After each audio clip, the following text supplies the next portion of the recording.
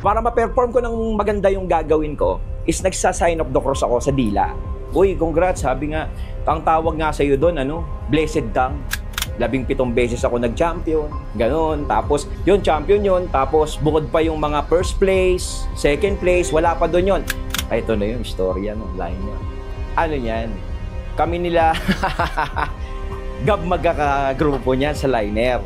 Ganon siya atin. Kaya hindi ako nagtataka na pumutok yung 187 Mobstars, no? Hindi ako nagtataka na pumutok yung mga artist nila na hawak niya kasi yung ginawa ni Gab sa kanila is una niyang nai-apply sa akin. Ako yung dinidis na proud. Sabihin, kung kapal naman ang mukha mo, blessed ka, proud ka pa. Ay talaga.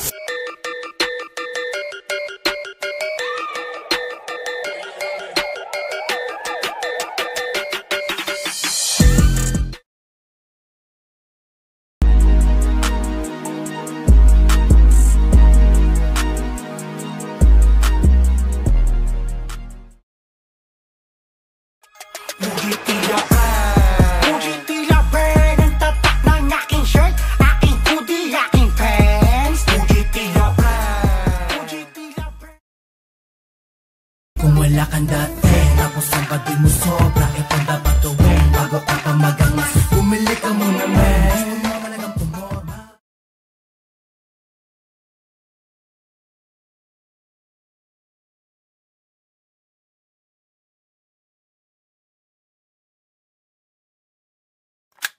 Yo, what's up mga ka-street? Ang mga pala si Nads, aka Nandong Bagsik, at kasama ko si Rajus 117 Mobsters. Nandito tayo ngayon sa lugar ng Nabotas. At alam ko, isa to sa pinaka-inaabangan nyo na ma-interview dito sa channel namin. Siyempre, kasama namin, walang iba kundi si... Yo, blessed tongue is in the house. Tagal na namin hindi nakapunta rito. Oo. Walang punta natin dito, nag-ginong tayo rito. Oo. Tara, pasok kayo. Tara.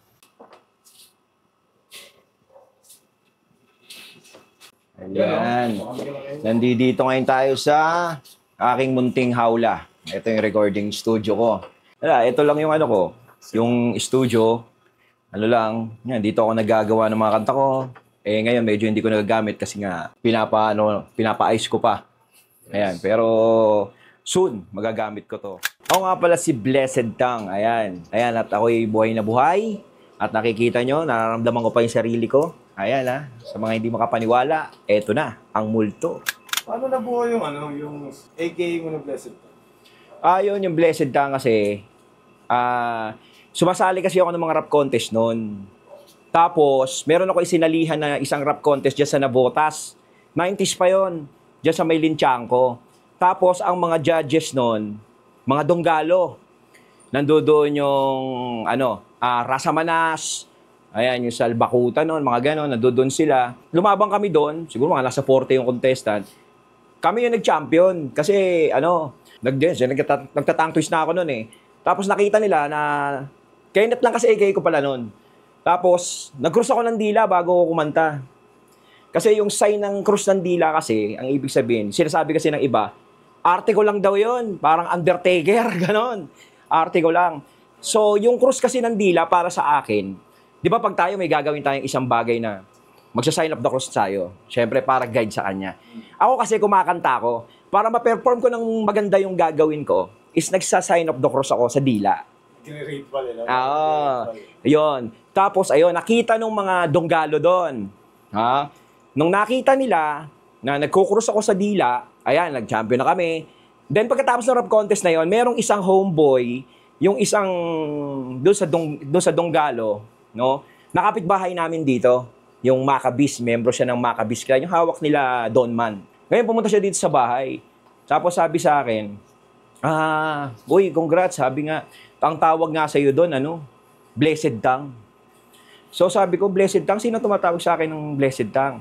Si Don Man daw. Blessed kasi nagkukross ng dila. Hindi siyang Blessed Tongue, sumali, parang ganun. Hindi ka tumata ka sa kanila. Oo, parang sinabi ko, parang magandang pangalan yung Blessed Tongue. Tapos, ayun na, inano ko na. Sabi ko, okay pala. Ayun na yung ginamit ko. So, syempre, Blessed Tongue, hirap panindigan yan eh. Kailangan, pag sinabi mong Blessed Tongue, nakaugnay dun yung ginagawa mo, yung pagkanta mo, dun sa pangalan mo. Hindi pa pwedeng malayo yung pangalan mo sa ginagawa mo. Ayun yun. Kaya ayun, pinanindigan ko. Hanggang ngayon, ayan. Noong panahon nang wala pang social media, ano yung storya mo? Anong panahon nang wala pang social media? Kasi noon dati, ngayon kasi kung magpapakilala ka sa rap, mag-upload ka lang eh. 'Di ba? Mag-upload ka lang ng mga kanta mo. So, may pag-asang makilala ka. Dati kasi napakahirap. Ang naging ano ko noon, ang naging direksyon ko noon para makilala ako, para patunayan ko yung skills ko sa lahat, hindi ako naglalabas ng kanta. Mas nagporsige ako sa live. Kaya ang ginawa ko noon, sumali ako ng mga rap contest, sumali ako ng sumali. Ang dami kong rap contest na sinalihan lahat, wala akong pinapalagpas. Ayan, ito, maniniwala kayo sa akin. Ayan, yun nga, sinasabi ko nga dati, lagi kong pinopost yun. 17 beses ako nag-champion.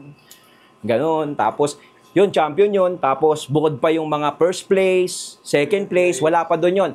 Nagkaroon ako ng trophy noon, kasama yung mga plaque, siguro mahigit 30. Kaso, nawala na yun, mga naano na yun eh. Sayang nga. Kasi yun ang naging ano ko eh. Yun ang naging kilos ko para makilala ako ng tao. So, kaya pag nakikita nila, si Blessed Tang, hindi ako kilala sa ano eh. Hindi ako kilala sa kanta, yung may sumikat akong kanta, ganon. Hindi ako kilala sa ganon. Mas nare-recognize sila pag sinabing Blessed Tang, sa live yan. Nagkukurso yan sa live. Mas doon sila ano sa akin. Mas tumatak. Mas tumatak. Ayun, sarap contest. Yung marami akong nakakalaban noon. Hanggang sa mapadpad ako sa Nabotas. Ayan, sa Nabotas ako napadpad. Kasi bago ako mapadpad doon, lumalaban muna ako sa iba. Kasi marami ako napupuntang lugar. Tulad na? Sa marami, Antipolo, lumalaban ako dati. Marikina Riverbank, mga contest doon, lumalaban ako ron. Marami akong pinupuntahan. Hanggang sa napadpad na talaga ako doon, sa Nabotas na. Ang nakilala ko sila Dikit. Yan, si Abel, yung kinilalang Cain at Abel. Pero hindi niya pa kagrupo si Cain noon. Si Abel pa, tsaka si Eman. Tapos naging kagrupo ko si Eman, tapos si Abel, naging kagrupo niya si Cain. Ayun, si Eman. Hanggang sa kami naman ni Eman ng sumasali ng mga rap contest noon. Ang magkalaban naman talaga noon. Parang kami yung rival eh. Parang Cain at Abel. Kasi hindi pa Cain at Abel pangalan nila noon eh. Ano ba yung Caseless Pugantes ba yun? Si Cain tsaka si Abel. Oo, ayun. Tapos kami. Tapos naging kagrupo namin. Kontrapelo ba yun? Si Payat. Tsaka si Buboy, si Eman, ako, naging 4 kami. So sila 3 bagsakan, ako yung nagtatang twist. Parang ako yung naglalagay din ng flavor. Kumbaga, kasi magagaling sa lyrics yung Malalalim. Yung 3, malalalim yung 3. Magaling yung 3. Kumbaga, ako naman, sisingitan ko ng ganun na tang twist. Pag-uulat naman, no? Oo, kami magkakalaban talaga niyan. Yan, sila Cain, Abel, ako. Tapos marami pa doon. Marami pa kami naglalaban doon sa Nabotas. Pinaka nahirapan ako. Para sa akin kasi hindi ko iniisip yung nahihirapan ako eh. Kasi hanggat nakikita ko yung kalaban ko, mas magaling sa akin, mas lalo akong ginaganahan. Ganun ang ugali ko kasi. Hindi ako natatakot sa kalaban ko. Kahit sino ka pa, kahit gano'n ka pang kagaling, yung kabataan ko pa. Wala akong pakialam dyan kahit gano'n kagaling yan. Kasi kaya ko din naman yung ginagawa niyan eh. Ganun eh. So kung may papakita siyang matindi, mag-iisip ako ng gagawin ko rin na matindi. Ganun ako eh. Kumbaga, mas nagiging inspirasyon ko siya. Yung iba kasi ginagawa nila pag nakita sila ng malupit, nakakatakot sa rap contest, nakakatakot. Ako kasi hindi mo ako maririnig sa rap contest na nakakatakot naman yung kalaban na yun. Hindi. Pag nakikita ko siyang magaling, natatakam ako, parang gusto kong makalaban to, gusto kong subukan. Kahit matalo ko nito, basta masubukan ko. Ganun ako lagi. Parang lahat ng mga puro gusto ko challenge. Ganon. Yung talent ko, sina-challenge ko talaga. Ayun nga sinasabi nila sa akin, pagdating ko sa perform, nag-iiba ako. Kasi ganon talaga yung ginagawa ko eh. Gusto ko pagdating ko sa stage, makukontento sa akin yung audience ko. Lalong-lalo na syempre kapag ikaw, may mga talent fee ka, binabayaran ka. Gusto ko, masatisfied sila sa magiging performance ko na gagawin. Hindi yung, parang, nimbitang ganto, ganyan. O kaya lalaban ako, ganto, ganyan. Gusto ko yung laging kahit sabihin mong guest lang ako, ang feeling ko sa isang event, contestant ako. Lahat ng kinakantahan ko, feeling ko contestant ako. Oo, ganun. Hindi ako kumakanta ng as a performer na sabihin natin na guess ako. Kahit guess ako, contestant ako, ganun ako. Kaya sa bahay katay nun, kahit medyo, siyempre may edad na tayo nun, kumbaga, pinilit ko pa rin yung sarili ko na kaya ko to. Kaya ko. Although, hindi na yung katulad ng the moves ko dati, pero pinilit ko pa rin yung sarili ko na ganun, kaya ko to. Na challenge pa rin sa akin to. Hindi dahil yung mga bago, yung mga sumasali doon, kundi gusto ko tumatak sa kanila na merong isang katulad ko na makakalaban nila noong mga panahon na yon, na para ipakita ko sa kanila na eto ako, nakatulad nyo rin ako dati. Pero gusto ko na subukan nyo rin ako at subukan ko kayo. Ganun, parang ganun ako eh. Magkasubukan tayo, pero alam ko syempre mas magagaling na sila eh. Marami nang magagaling ngayong panahon na to. Lahat nga ng mga nasa bahay katay, mas magagaling pa sa akin. Totoo yan, mas magagaling. Kaya ako, natutuwa naman ako na nakalabang ko sila, na naka-experience ako ng gano'n. Sa local kasi, wala akong influence. Kasi, siguro, may respeto ako, syempre. Andrew E., Francis M., yan, yung mga una, syempre, dyan naman may pagsimula.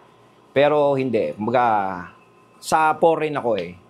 Pero, talagang ang gusto ko talaga, si Flesh and Bone talaga. Alam nila yun. Kahit nung hustling days ko nun, alam nung Flesh and Bone talaga gusto ko eh. No? Kahit nung liner ako, ginagamit ko talaga Flesh and Bone talaga na pangalan. Yun talaga ang gustong gusto ko. Sa pagiging liner boys, ano yung experience mo din na hindi mo malilimutan? Yung liner kasi, ito na yung istorya, no? Liner. Ano yan? Kami nila, Gab magkakagrupo niyan sa liner. Ang grupo namin sa line, kasi si Gab noon alam ko dati, Motags family ang niya eh. Diba? Motags. Siya si Lazy Bone 187, alam ko eh. Pero ginawa ni Gab noon, ang pangalan namin, parang 187 License to Kill. Ayan. Siya si Lazy Bone 187, ako naman si Flesh and Bone 187. Ginagamit na namin yung, although si Glock 9 na nauuna dyan, si Glock 9, di ba? Banggit yung 187, sila Bone Tag, siya mga ganyan, mga Snoop Dogg, ganyan. Pero kami na, ginagamit naman namin, yung doon sa pangalan namin, doon sa line, 187. Doon pa lang, ginagamit. Oo, pakilala namin, si Gab, magkasalita, 187, License to Kill. Ganyan. So doon pa talaga dati pa, nakamarka na kay Gab yung salitang... 187, oo, talagang mahilig doon sa 187. Tapos hanggang siya yung AKA namin sa liner, pinangalan namin sa Bone Tags kasi pareho kami ni Gab na paborito namin, 187. Ano ba yun? Bone Tags eh. Kaya, nilagyan ko na rin. Lagayan kami na 187. Lazy Bone 187. Ako, Flesh and Bone 187. Yun yung inaano namin sa line. Sino pa yung mga artist na nakasabay mo dun sa line? Sa line? Sila Ozone. Si Black Karma ba yun? Karma ba yun? Si Microphone. Madami. Hindi ko na matandaan yung iba, pero sila talaga yung kilalang-kilala eh. Na nakakasabayan namin sa line. Parang globe line na tayo. Tapos may mga nagra-rap dun eh. Sabi doon, mga nagra-rap kami dun. Yun. Yan. Kami ni Gab. Yan, si Maki 6. Kasama din dun. Yan, si Maki 6. Magaling sa liner yan si Maki. Yan, kami. Ano ba yung ganap dun ko sa liner line? Ano ba yung ganap dun? Paano siya nagsisimula? Ano yung nangyayari? Proseso niya? Wala, parang lang. May mga nagpipitikan doon, nag-aasaran, tapos, pero doon kasi sa rap community, yung may mga nagra-rap, magra-rap ka doon. Sa telepono? Oo, sa telepono, magra-rap kayo sa telepono. Ganon yun. Tapos paano kayo magko-connect mo? Tagal na kasi yun, natandaan kung paano eh. Pero dati ba doon sa line, may mga distract na kayo doon? Ay, dati alam ko niyan eh, parang napalabang pa kami ni Gab doon eh. Dati may nakalabang pa kami ni Gab doon. Alam ko sila Oso na tayo. Alam mo yan, parang nagkakapi ko na lahat tayo. Basta yung mga panahon na yun, di ba? Kasi kung iisipin mo dati, siyempre, iba kami. Kami kasi ni Gab dati, di ba? Parang magkasama talaga kami, parang alam mo yung friendly friends kumbaga talaga. Kumbaga, Solid. sa telepono kasi kami ni Gab, kaya kami parang nag-liner. Mag-uusap kami mula umaga hanggang gabi. Magkausap kami. Parang siya yung girlfriend ko eh. Hindi, totoo yan. Alam niya yan. Parang siya yung girlfriend ko eh. Tapos, may kausap ako. Halimbawa, may tatawag kami mga girlfriend namin noong mga panahon na yon. Three-way pa kasi uso sa telepono, di ba? Tatawag girlfriend ko. Ayan. O sige, dito lang ako. Makikinig ako sa usapan nyo. Ayan.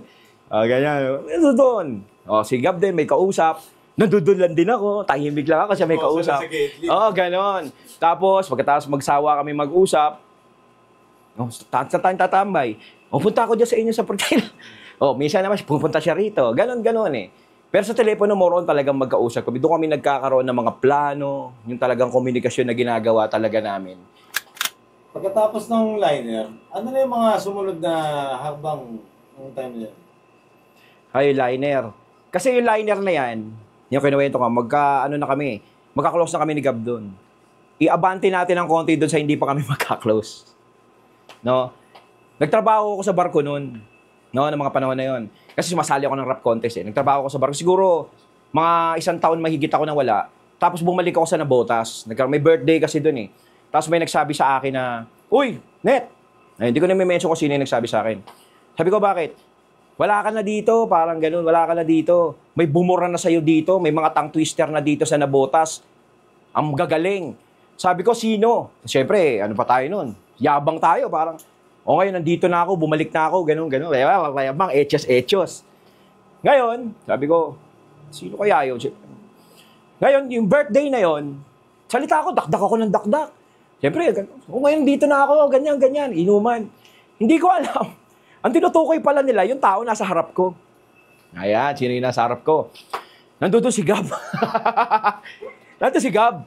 Para siya nun eh. Ngayon, sabi sa nung pinakilala sa akin, sabi ko, eto si Gab, tapos sabi niya. Tapos may bumulong sa ayan yung tinutukoy namin sa'yo. Street soldiers. Yan ba yun?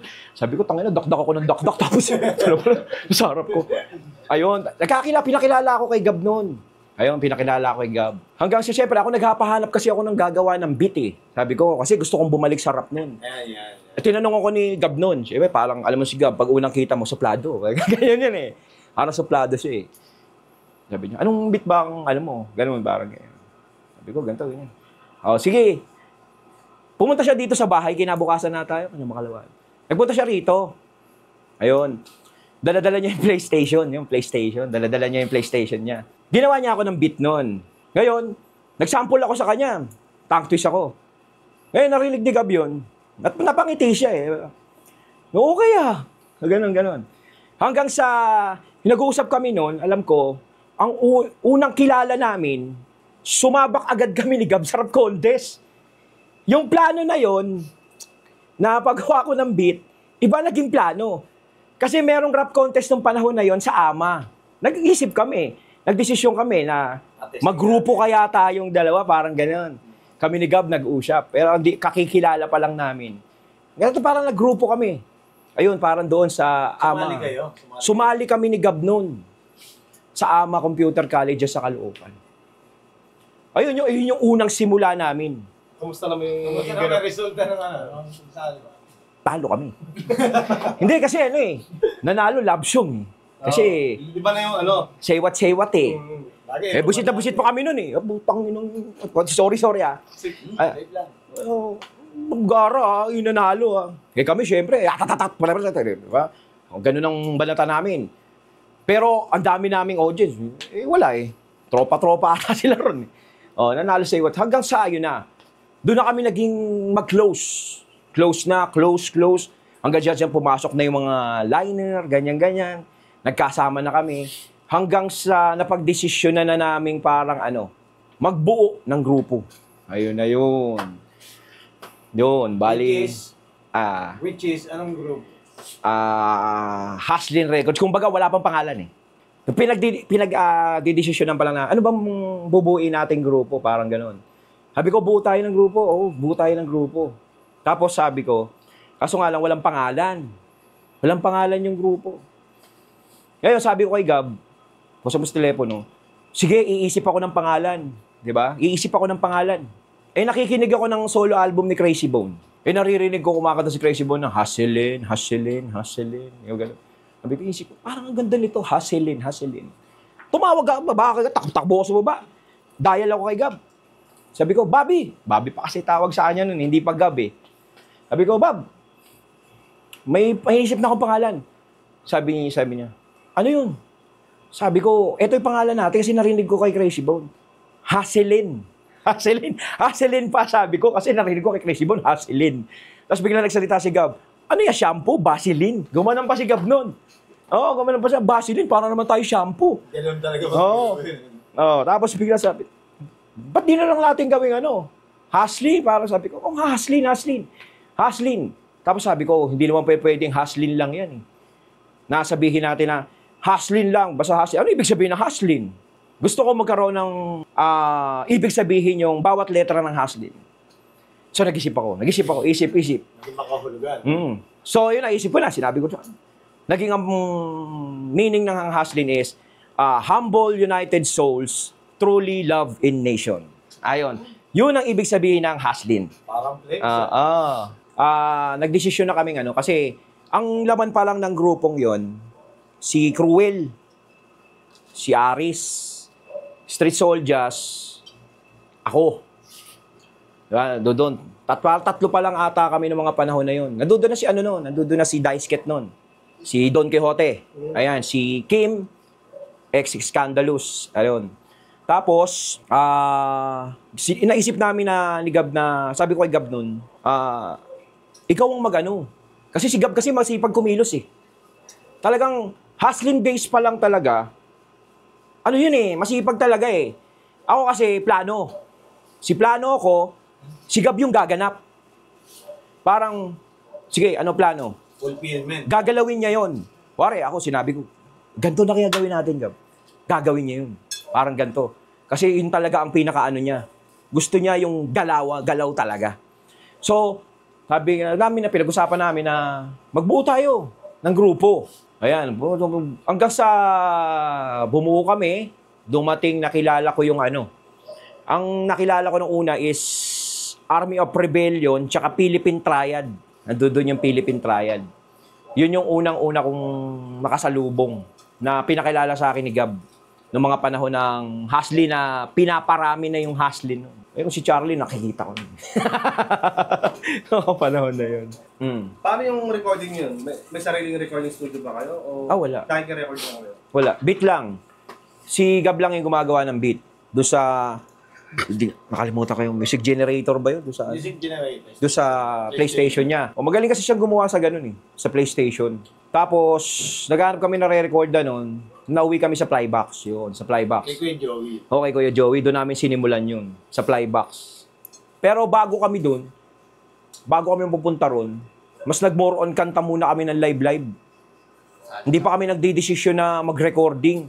Parang wala pa. Parang nagbuo lang kami ng grupo. Parang tropa lang. Parang barkadahan lang. Parang ganun lang. Saka medyo mahal pa nun. Oo.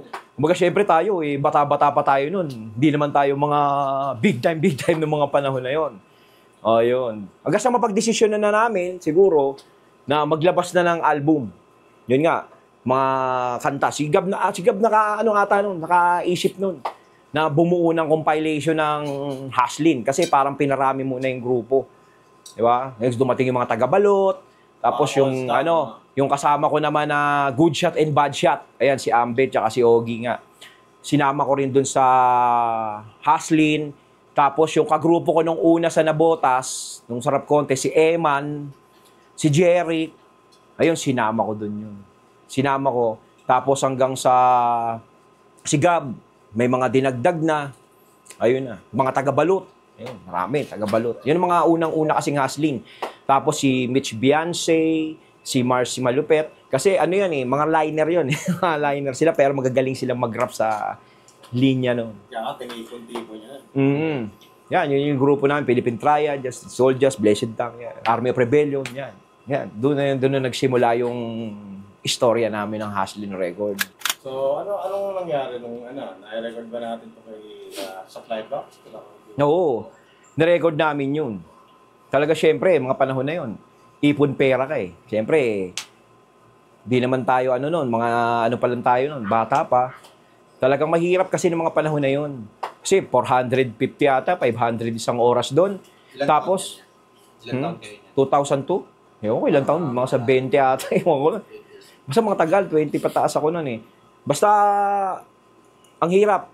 Tapos, buti nga sa beat, nakakalibre kami. Dahil si Gab, may mga beats eh.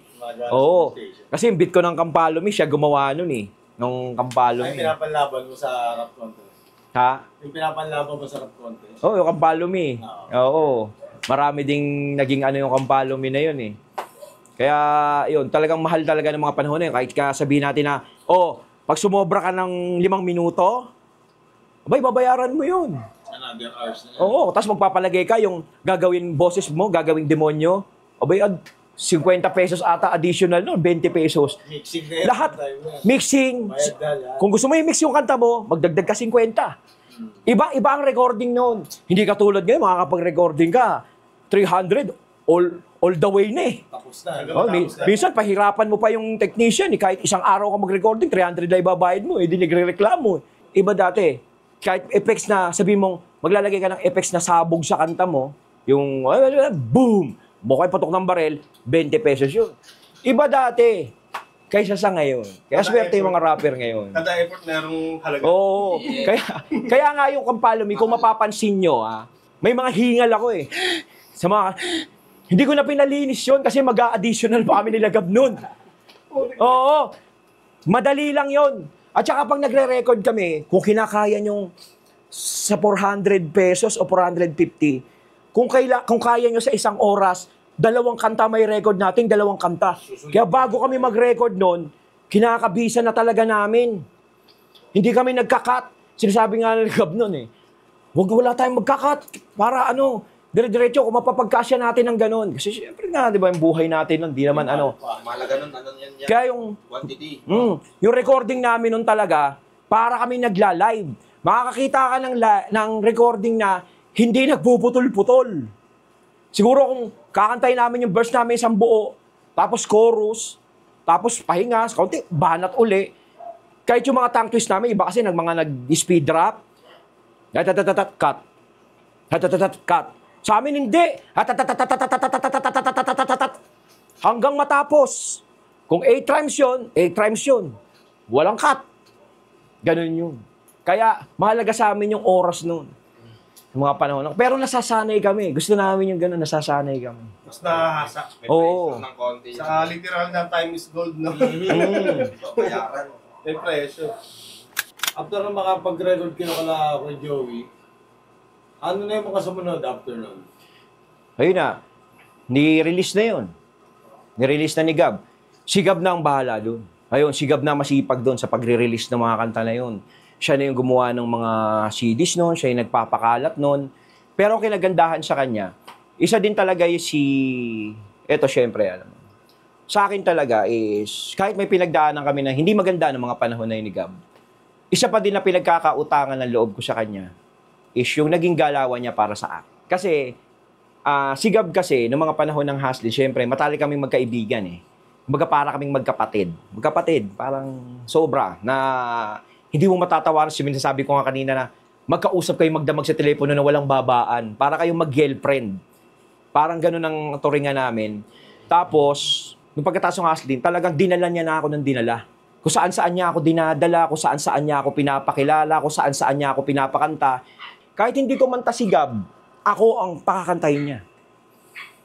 So, hindi na baling ikaw ang ma-expose, ako nandito. Basta itutulak kita dyan. Ganun siya eh. Ganun siya humandle ng artist. Kahit- Minamarket ka na yan. Oo, minamarket ka niya. Ganun siya atin. Kaya hindi ako nagtataka, no? Na pumutok yung 187 Mobstars, no? Hindi ako nagtataka na pumutok yung mga artist nila na hawak niya kasi yung ginawa ni Gab sa kanila is una niyang nai-apply sa akin. No, nai-apply niya sa akin. Alam ko na yung kumbaga, alam ko na yung ginawa niya sa akin is mangyayari sa mga to. Kasi kumbaga wala pa sila, ginawa ni Gab, na-experience ko na yan. So, yung time na yun, ano yung mga lugar na napuntahan yung dalawa ni Gab? Madami kami kinakantahan ni Gab doon. Minsan, yung kanta kong Kampalomi, kumakanta rin siya doon. Naglalagay siya ng verse doon. Ganun lang. Ganun siya talaga siya. Pero more on talaga ako yung inaano niya. Kasi yun yung kinibilib ko sa taong yun. Di na baling ikaw, dito lang ako. Ganun siya eh. Kahit saan kami magpunta. Basta dito lang ako, dito lang ako. Hindi siya kasi madamot eh. Hindi siya nakakaramdam ng insecurity sa katawan. Sa artist niya. Hindi siya nakakaramdam. Yun ang kinasaluduhan ko naman sa kanya. Hindi siya marunong ma-insecure kahit gaano ka pa kagaling. Mas natutuwa siya kung magaling ka. Di ba? Ganun. Kaya sabi ko, swerte sila dahil yung nangyari sa kanila ngayon is, kumbaga sa akin kasi naputol yun eh. Di ba? Kumbaga ngayon, naituloy niya yung pangarap niya na ganun. Na, syempre, kami ni Gab talaga, ang plano talaga namin sa Haslin nun, ang lalim ng plano namin sa Haslin. Gusto namin talagang pumutok. Gusto namin maging malakas na grupo. Gusto namin talaga kaya kumuha kami. Andiyan yung naghanap kami ng mga artist, dagdag kami, hanggang sa nakita namin niya sila Karma Uno. Yan. Ano ba yun? Doble Cara ba pangalan ng grupo nila noon? Oo, Doble Cara, tapos sila J-Will, frontline niyang Tempest. Madaming naging miyembro ng ano nun, ng Haslin nun. Army of Rebellion. Yan, Army of Rebellion yan, mga unang-una yan eh. Gusto talaga namin, yung mapalawak yung grupo na yan. So syempre, sa hindi inaasahan, hindi naman mawawala talaga yung ano yung problema sa grupo talaga. Hindi na asahan. Nung Haslin days kasi, may mga kalabang kaming mga rapper. Oo. May mga underground group kaming kalaban. So nag-isip kami ni Gab. Kasi may tinira sila nun eh. Yung Maskara ba na kanta? Maskara. Yung ang nag-chorus si Dice si Don Quixote, yung So ilabas ang Maskara. So yung nasa kanta ng Haslin yon. Tira ata yun sa wag na natin ibanggitin kung sino yun. Yun. Pero ako yung nakaisip ng chorus nun. Kinakanta ko. Pero nag-isip kami na may mga kalaban tayo.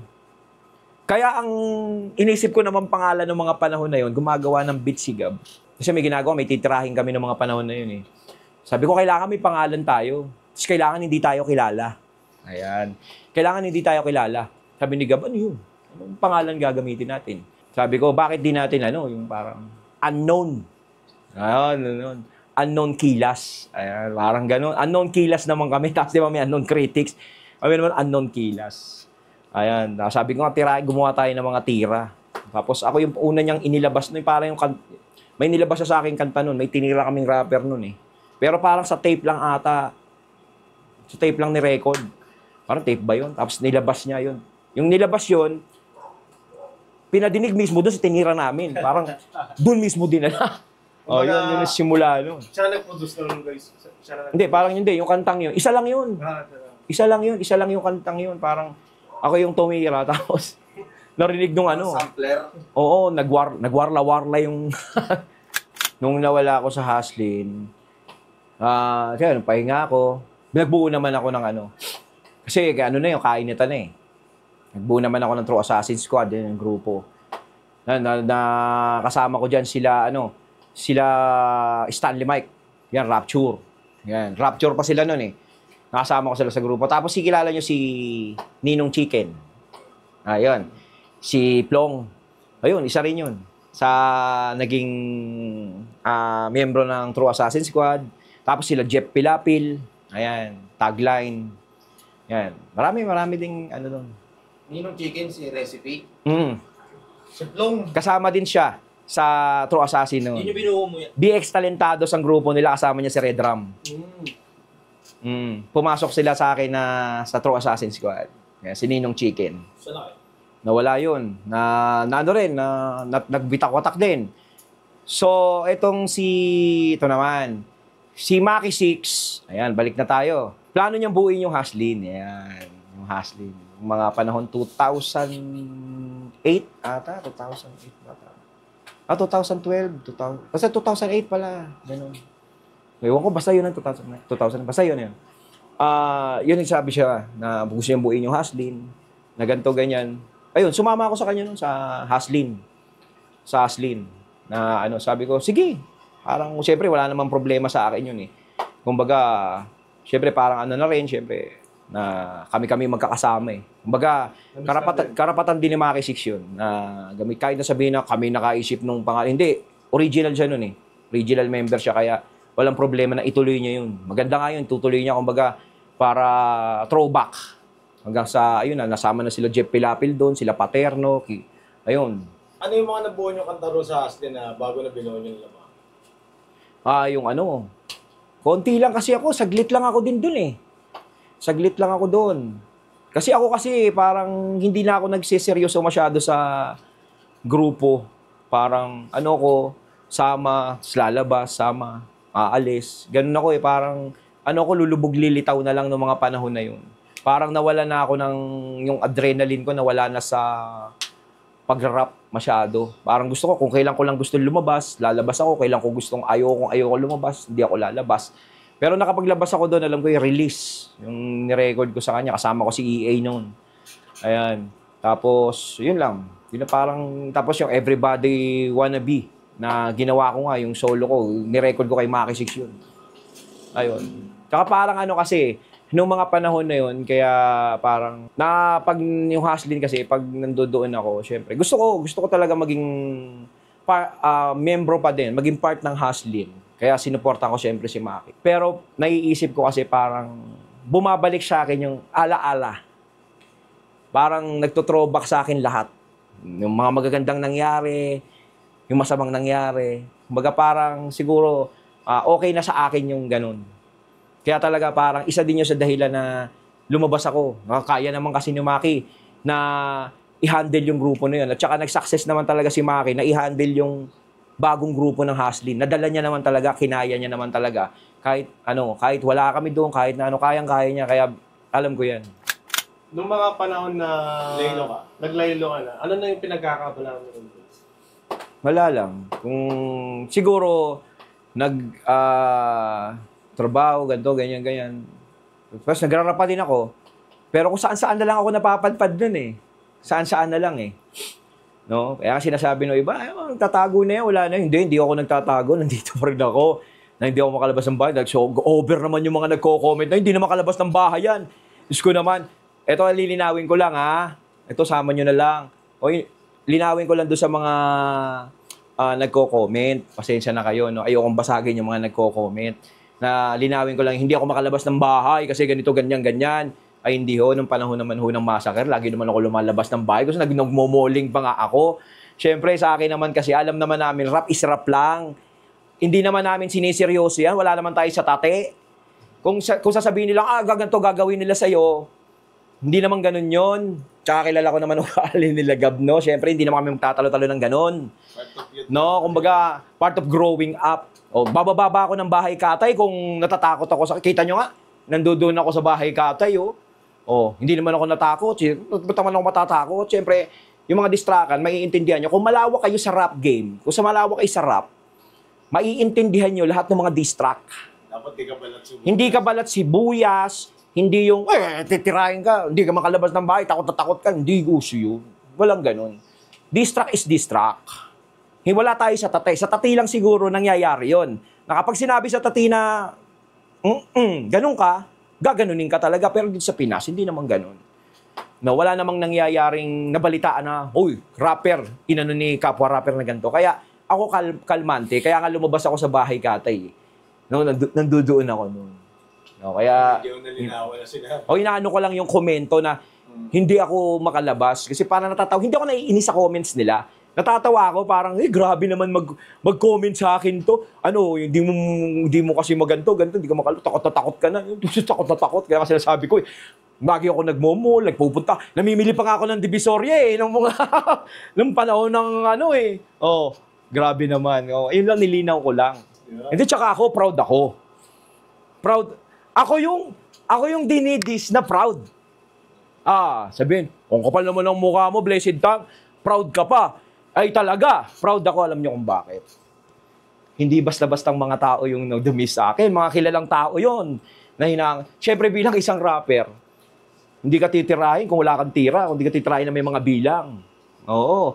Siyempre ako, proud ako sa sarili ko kahit paano, di ba? Iba nga dyan, nangangarap, tirahin ni ganito eh. Di ba? Hindi sinasagot. Kahit di ako sumagot, may tiya sa akin. Ayun yung, di ba? Kapag hindi ako talaga, noong mga panahon na yan, sige, ikwento na rin natin, pero huwag natin pag-usapan yung yung lumabas yung diss track na yan, walang plastikan, hindi po ako nasaktan. Hindi ako umiyak sa isang tabi, hindi ako nagmukmok. Hindi ako, tinira ko masa. Hindi. Para ako na-amaze, sabi ko, wow, gagaling yung mga tumitira sa akin, parang ganito. Wala. Sina-sound trip ko din. Nakikinig ako. Pinapakinggan ko isang album. Kabisado ko nga tira sa akin. Huwag na natin kantahin. Alam ko kung sino yung mga kumanta. Inaalam ko, sino ba to? Ganon. Hindi ako yung, naririnig ko yung kanta nito, tinira ko nito. Ganon. Hindi ako ganon.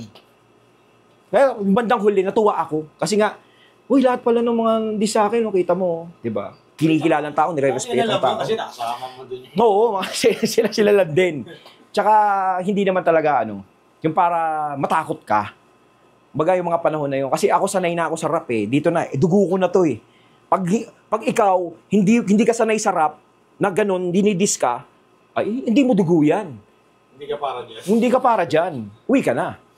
Ika nga niya, class, uwi! Di ba? Parang ganun. Last na usap namin, 2007, nagpunta siya rito. Yan nga, sinasabi ko nga kanina, na lumabas yung Massacre 1, 2, 3. Kasi parang syempre ako, kahit private na, ayun yung pasabi, siguro wala na naman yun wala na yun. Wala na yung mga panahon na yun. Kumbaga, ayun naman talaga. Tapos, nung nag-chat kami, natuwa nga ako sa kanya. Kasi nga, nag-chat kami na humingi lang ako sa kanya ng pabor. Sabi ko na, Gab, sabi ko, pwede ba akong makihingi sa'yo ng kopya ng Haslin 1 kasi wala nga akong kopya nun. Binigyan niya ako. Pero isang album yung parang isang sa computer, pinasahan niya ako. O yan may Massacre 1, 2, 3 na nun Yan sabi ko sa inyo tapos na yun, natapos na yun. Nagpapasahan pa kayo ng yung mga files. Ibig sabihin nagkaunawaan na, kumbaga yung sinasabi na kapag malawak ang utak mo sa hip-hop, hindi ka kaya pinapaliwanag ko lang. Yung pinasahan niya ako ng kanta. Natuwa ako na nandudun yung kanta ko. Ganun pa rin. Kung ano yung pagkakasunod-sunod sa compilation ng album namin nung ganun pa rin ang pagkakasunod-sunod. Kasi alam ko, yung mga panahon na galit-galit days, tanggal yung kanta ko ron. Pero nung pinasa niya sa akin, kung ano yung pagkakasunod-sunod, pangatlo yung kanta ko, pangatlo talaga, nandudun talaga. Di ba? Nandudun talaga. Kaya ako natuwa. Tapos hanggang, yun ang pinakahuli namin pag-uusap. Kaya sabi ko nga, sa akin kasi wala na yun Kahit nung tinitira ako noon, na nagkaroon kami ng awayan, matagal ko na siya napatawad. Pero ako, syempre, samantalayin ko na yung pagkakataong to. Gusto ko rin humingi ng dispensa sa nagawa ko kay Gab. Hindi dahil dun sa issue. Hindi dahil dun sa issue ng istapa-istapa na yan. Malalim yan Malalim. Kumbaga, kung wala kayong alam, wag na kayong mag-comment. Kasi hindi nyo alam ang pinagmulan yan. Pero ang inihingi ko ng dispensa kay Gab, yung naging desisyon ko na pag-alis sa grupo niya na dapat hindi ko ginawa. Kasi may goal kayo nun Kasi mataas talaga pangarap namin ni Gab nun Lalo si Gab. Ang gusto ni Gab, makilala tayong lahat. Hindi siya yung nag-isip. Kahit kailan hindi siya nag-isip na pang sarili. Na ako lang, gusto ko, ako lang. Hindi. Gusto ko, lahat tayo umangat, lahat tayo pumutok. Kaya ganun ginawa niya. Yung parang yung goal niyang ganun, kahit syempre isipin na ng iba kung ano gusto niya isipin. Na parang, hindi mo siya nasamahan. Hindi ko siya nasamahan. Parang tumalikod ako sa, sa sinimula namin. Kaya, humihingi ako ng samantalahin ko to sa buong, syempre ito, Street TV. Hindi lang ito, buong mundo mapapanood to Sorry, tol. Humingi ako ng pasensya sa'yo. Sa lahat ng mga nagawa kong mali, aminado ako sa pagkakamaling nagawa ko na humiwalay ako sa'yo. Iniwang kita sa ere ng panahon na yon na hindi naman dapat. Pero sa kabila nun, naging maganda ang resulta. Siguro Diyos lang din ang nakakaalam nun. Diyos na rin ang may gawa nun na magkahiwalay tayo dahil meron pang mas naghihintay na success sa'yo. Na meron talagang mas deserve na matulungan ka kaysa sa akin. Mas may tamang tao. Yes. May nakatadhana. Dinala ka ng tadhana sa mga tamang tao na dapat mong tulungan. No? Kasi yung tulong na ginawa mo sa akin, enough na yun. Okay na yun. Masaya na ako doon. Nakilala na akong blessed tang dahil sa tulong mo na ginawa sa akin. At tinuloy ko naman, kahit papaano, enough na yun. Actually, ito pa rin yan. Nandiyan pa. Oo. Kumbaga, natuwa ako dahil mas pinakinabangan ng mga tinulungan mo yung ginagawa mo ngayon. Noon, na pangarap mo na ituloy mo sa kanila. Kaya doon ka dinala ng tadhana. Kaya siguro sinadya na rin ang pagkakataon na mabuwag tayo nung panahon na yun. Kasi may mas plano pa. Oo, meron pang mas may plano na merong mga naghihintay sa yung artist ng mga panahon na yun. Ayan. Anything na gusto mo i-promote? Ayan, syempre, plano ko ngayong bumalik uli ngayong 2025. Ayan, syempre, maglalabas naman ako ng mga kanta. Kasi nitong nakaraan, nilabas ko yung kanta namin ni Sabotahe. Ayan, dalawa kami ni Sabotahe. Nailabas ko na yun, yung Armageddon. Ayan, pero ito, magtutuloy-tuloy pa. Meron pa akong ibang mga featured na artist. So, talagang, gusto ko lang hindi ako bumalik para magpasika. Hindi ako bumalik. Gusto ko lang mag-ambag uli, na kahit pa paano. Hindi naman kailangan, hindi wag. Parang gano'n naman ako eh. Passion mo eh. Gusto ko lang maglabas. Baga, wala na kayo pakailan, gusto ko lang maglabas. Ganun lang ako eh. Maglalabas ako, magustuhan man nila o hindi. Importante, kahit pa paano, na itutuloy ko yung craft ko. Na, Yes. kahit pa paano yung blessed tongue is maano pa rin ng mga tao. Maalala kahit pa paano. Makatuloy pa rin yung legacy. Yun lang naman yung mga gagawin ko sa ngayon. Kasi wala pa akong ibang plano na malalalim bukod doon. Nasa Yun first lang. step ka pa lang ngayon. Talagang mas focus ako ngayon, more on sa trabaho ko ngayon. Mga paano mo sa mga bago, based on experience mo? So, based on experience ko, ito ang maipapayo ko. Kasi, luma na kasi ko sasabihin ko na ituloy nyo kung ano ang sinisimulan nyo. Ituloy nyo kung ano. Madami na nagpapayo ng ganyan. Isa lang masasabi ko. Ididikit ko sa sinabi ko kanina. No? Sa nakita nyo sa akin at sa video. Ang maipapayo ko. Kung magkaroon kayo ng isang pagkakataon sa buhay nyo na merong isang tao na tumulong sa inyo para iangat kayo at dalhin kayo sa pedestal. Dahil sigurado yan. Kailangan natin yan. Kailangan natin yan sa buhay natin. Alam natin, hindi natin kaya to nang gawin ng mag-isa. Hindi natin kayang gawin to ng mag-isa. Merong tao talaga na handang tumulong sa iyo, may darating talaga. Once na tulungan ka ng taong yon, naging kasama mo siya sa hirap, ginhawa, na wala siyang hiningin kapalit kundi tulungan ka lang. Kung ikaw dumating ka na sa pedestal, maabot mo yung pangarap mo, wag na wag mong tatalikuran yung taong tumulong sa iyo. Wag na wag mong iiwanan sa iyo. Dapat, sabihin na magkaroon ng utang na loob, pero magkaroon ka ng palabra de honor sa sarili.